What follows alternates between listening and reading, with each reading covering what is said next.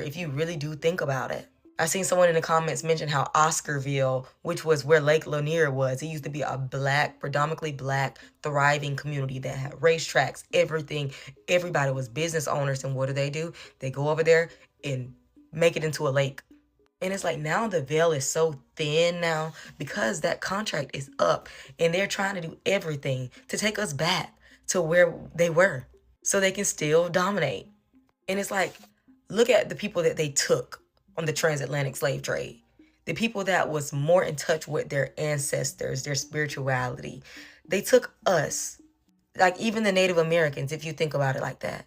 Then I seen another video of a woman that did a take on this as well. And she was like, just think of the rise of how America came up so fast, even though there was other nations that been here long, long before America that literally was nowhere near at how fast America grew. All because of this contract that actually was successful, but not for long. But it just makes so much sense why the US was just ahead of everything. Like they've been in cahoots with so many more higher ups forever. All for power. But like I said, I'm gonna tag this creator down below because that was so, like nothing never made so much sense to me in my life. This is all fun theories and just thoughts. This is not something literal.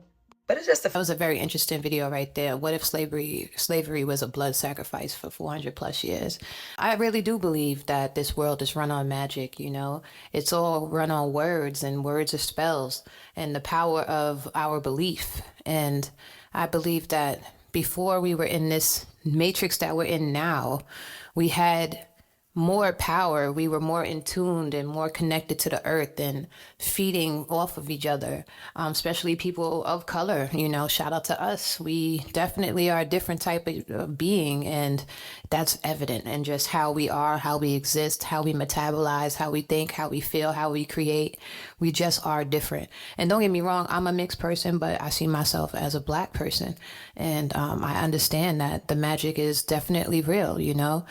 It leads me to think about vaccines and stuff like that, and how I feel like vaccines are created to quiet our magic, to keep us enslaved in the matrix, and to keep us from being capable of tapping into that magic, tapping into who we are. With the food that they give us, making us eat all this meat and fast food, it's definitely not helping, you know? And when people talk about the pineal gland, and they talk about the calcification, which is your third eye, which is what connects you to your magic.